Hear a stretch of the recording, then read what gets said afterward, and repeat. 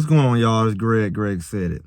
Y'all back with Inspiration Motivation with a nice live earlier. Shout out to everybody come through. You haven't had a chance, go and check it out. We talked about basically Coach Prime knew best.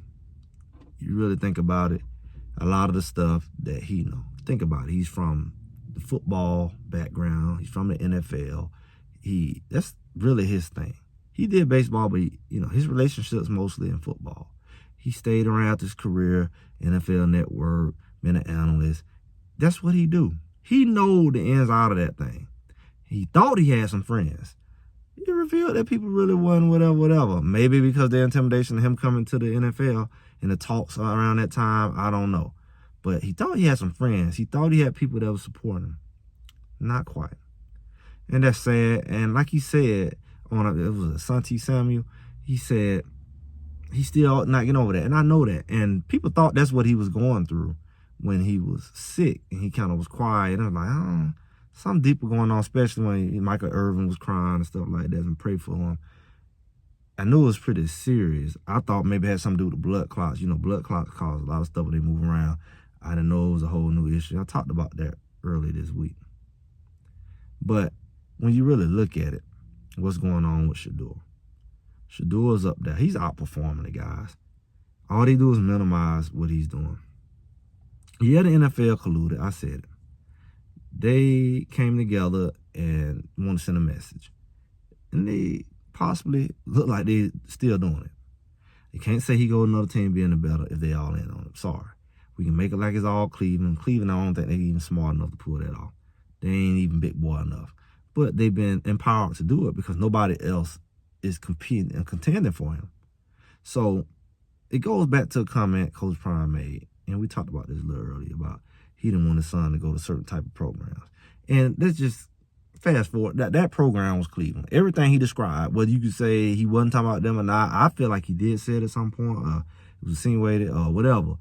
It's pretty clear. He wasn't talking about nobody else with the weather and in the north and all that. Really, they had a bad program and whatever. He wasn't talking about it because most of them teams up there got domes. Cleveland don't. Cleveland trying to get a new stadium, and most of them is indoor. He ain't talking about the Bears. They got their franchise quarterback. And he ain't talking about Buffalo either. So that's what we talking about. You would have thought they talking about the Jets and all that, but they turned around and said they was okay with trying to go to the Jets. He was okay with going to the New York Giants. He was talking about he was okay to going to Cleveland. The tone changed, but clearly the damage was done. They tried to correct it to say, okay, we just gonna go where we can go. But this is the reason why he didn't want to go there, y'all. Cleveland has a losing spirit. Period. You be offended or not, you lose with them, you know. You've been there. So I don't even know why you argued. Just for ego's sake, pride. Cleveland, their own fans know. You ain't won nothing in a long time. You ain't made the right decisions. You ain't had no quarterback to have success. Even if they have the lead there to have success, you don't went through over 30 quarterbacks in a little over 10 years.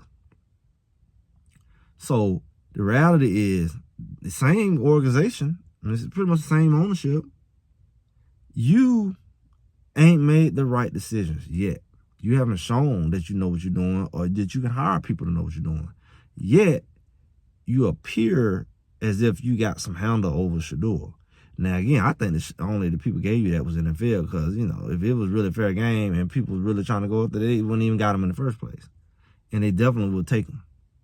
But because it's like this little humbling thing going on or whatever they got, you getting to see what Coach Prime was saying. And you getting to see exactly why he was right. He was all the way right about what these type of programs do. History proves it. Now, he got his own personal history with this thing. On how they not letting him get the reps. And he outdoing everybody, and they still don't playing the right fool. And the media, everybody. See, it's certain environments in life that you don't want. I think about when you be around successful people, when you go to training, whether it's self-development, business training, whatever you go to, they always talk about mindset. They make you read books and all that. People don't know about that unless they're in the business world. Everybody should do it. It's very beneficial. I need to do more of it. I always say I do. Because mindset goes a long way. It's certain traits that successful people have. And it ain't just $1 in their pocket. You'll never get $1 in their pocket. If you do, you ain't going to keep it because you don't have the mindset. Coach Prime has the mindset. He taught his children the mindset. Why would he want them to go and he know they ain't fit for his kids? He know the culture. You can't do nothing to a raggedy culture or a raggedy person. You can't change them. People think that, and that's what they feel in life. You cannot change somebody. I don't care what kind of relationship you're in. You think you're a savior, so there's only one savior. We see. And he even got to deal with folks. Because you can't make people do that they don't want to do. They stubbornly wrong. They want to be prideful, and they got something else up inside them ready to drive them off a cliff. And if they don't get rid of that, what can you do anyway? It's clashing. When you got a losing spirit going on, it's a very clear distinction between them and the winning. Winning teams have a whole different energy, a whole different presence, a whole way of doing things. When you lose, you see the perpetual pattern of self-destruction. You see people losing year after year. They have it's negativity, it's confusion, it's chaos. It's like it's a contradiction to what you say you are and your decisions you make. You say you want to be great, but you're lazy. You say you're going to have a winning year, but you make decisions that contradict it all. When you are successful, you make the right decisions. When you are successful, you typically don't want to surround yourself by people who are not in that same vein. They don't have the same mentality, and they definitely not going to have the same results. So typically, like when you see successful people, they want to live in different neighborhoods. They want to live around each other. They want their kids to go to school with each other. They'll pay for school. You guys want to free school, public school. They don't send them to public school. You're going to send them to private school. They're going to make themselves live in communities where you will never be able to afford. They don't want to be around you. And then you're going to call it race. Well, maybe you need to look at more than your race, because look at your mind. Even the people who look like you don't want to be around you, because you're toxic. Your energy is horrible. You pull people down. Your mouth is raggedy and it's negative and it drains people. You don't want to be around that when you're trying to go somewhere. Like, only losers want to be around that. Only losers want to be complaining about losing when you did it. And you just keep making dumb decision after dumb decision, and everybody that got to suffer because they attached to you. That's what losing does. That's what Cleveland is showing. Everybody that's attached to them suffering. As soon as they get up out of there, they go do something they better. When you're a winner, you make people better. When you're a loser, you make people worse. That the draining serpent inside of you suck the life out of everything around, because that's what it's supposed to do. And you are in treaty with it. You are in covenant with it. You are okay with it. And it's got the rights to you. And then whoever get agreement with you, it finds its way into them. They start developing the same attitude. They say birds of a feather flock together. It's the oldest saying in the book.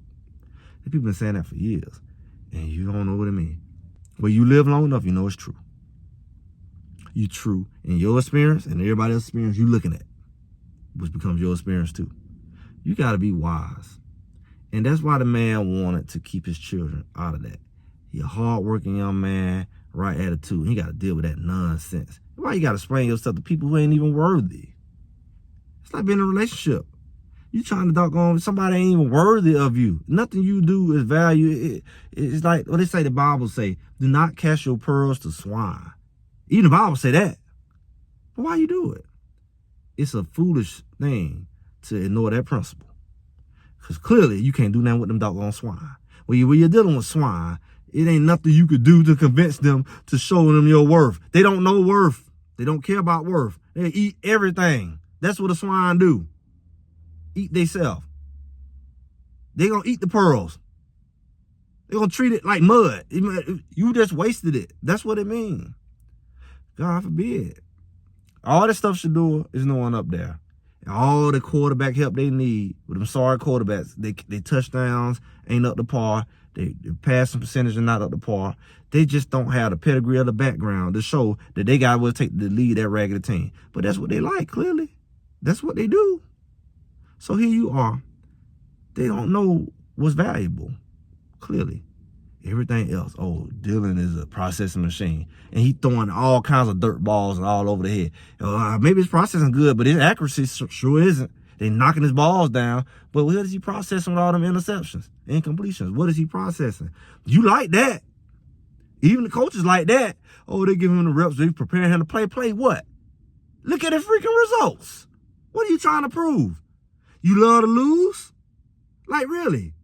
That's why you don't be around the people. They make you foolish. They make you foolish and stressed out trying to explain the ridiculous and unexplainable. There's nothing logical about it. But you be all stressed out with your blood pressure trying to figure out why stupid is stupid. And then you become stupid because you're only stupid trying to convince a stupid person. It's a real word and it's in the dictionary. I know people sensitive, but hey, that's a real word. It describes a real person that has a real meaning. And you can be it, whether you like the word or not. And that's what they're being, stupid. Forrest Gump say stupid is as stupid does. But even he was saying that was a lot right there. Stupid is as stupid does. Look what you're doing. And that's what you is. Cleveland is doing some stupid stuff. Ain't about being a Shedeur fan. The numbers don't lie. You need a quarterback, and you know one was right in front of you. He proving himself, and you still acting like he ain't. You still got excuses. Then you go out there and get whooped because your schedule ain't there to play with, and then you lose, and then you go act like you don't know why. That's stupid. And it'd be stupid for fans to support it because it ain't like you got it. You only had Dylan Gabriel and them two boys and Flacco and Pickett, and you did what you got, but you got something better, and you want to act like it ain't. That's what it is. That's the big ass word. You know, I always say, this is my definition. Y'all go ahead. Greg says, you got ignorant, you got dumb, and you got stupid. Let me tell y'all the difference for the sensitive folks, because you might be one of them. Ignorant person, they don't know no better. They unlearned. You're ignorant. We all are ignorant at something. Nobody knows everything. It's okay to be ignorant. Instead of being sensitive, know you're ignorant. It's a lot of stuff that I don't know, and there's a lot of stuff I do know. So I know some stuff, and I'm ignorant of some stuff, but I don't have to stay ignorant. But then when you get dumb, a dumb person don't want to know. Not only are they ignorant, but they glad to be it. I don't want to hear. I just want to be where I am. Dumb. There's some dumb people out here. That's the difference. Ignorant, you just ignorant. Dumb, you want to be ignorant. You love it. Maybe it pays your bills. Maybe it makes you, have some excuses or something. You can hide behind it, scapegoat. But then stupid, it's a whole nother level. This might really fit some people here. You probably never heard it before. But a stupid person knows the truth and said, forget it. I still don't care. I don't care. I know the truth and I'm still going to do the stupid thing. I'm still going to do it. Even though I know the results is going to harm me and everybody else, I want to do it anyway. I know it's harmful. Like I added. Yes, there's factors to your stupidity, but that's what it is. You can explain it away and really be that. It's a tough word. It's a real word. It's a real description. And that's what further clarifies that's what they're being. Because the numbers show that they know. But I don't care. I'm going to do it the way we want to do it. Well, clearly that's what got you all these years to being a loser. And white fans say, we got all these years and we ain't got no Super Bowl. Go figure. And that explains why that man didn't want his son in that mess. He ain't dumb and he been around and he know how to get down. But you want to make it like he out of order. And he want to do all this stuff to him and his child. Because he didn't want his child in a stupid situation. Who does? Some people do. Maybe that's what they are. But somebody who really cares for their child and intentionally try to protect them, how could you be mad at them? But it's just me. I'm Greg. Greg said it. Make sure y'all like, share, subscribe, comment, and I'll talk to y'all soon.